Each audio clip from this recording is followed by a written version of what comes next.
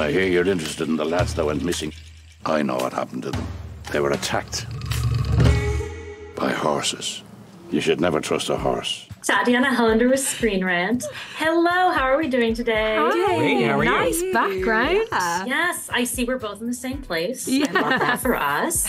I'm really enjoying Vodkin so far. Siobhan, I think it's safe to say your character is not a happy camper at the start of this series. Why be stuck with a podcast gig when you're a hard-nosed investigative journalist? For sure. Can you talk about maybe how her point of view shifts over the course of the season? Face all those demons, and in doing so confront them and sort of acknowledge the effect that they've had on her as a person and her beliefs that she holds. So she goes on quite the journey, I believe. Yeah. Absolutely. And Will, I feel like Gilbert's almost in the opposite place where he's like super chill, starting off with this podcast gig. He learns from working with Dove.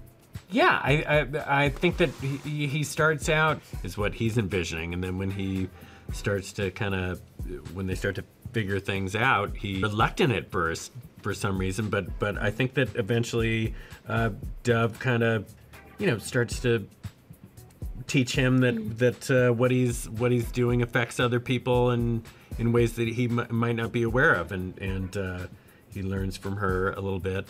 She learns from him. The season, who does she start to emulate more and why? Yeah, so she's very fresh. This is her first time kind of out in the field. And yeah, she's looked up to Dove's investigative journalism career for so long now. So I think Dove kind of gives her a bit of daring that she might not have already kind of had. And To watch the series, but what did you each like best about bringing the fictional town of Bodkin to life? so Well, just stunning. Getting to be the easy there. one is just Yeah. being there in Yeah. that beautiful after stunning.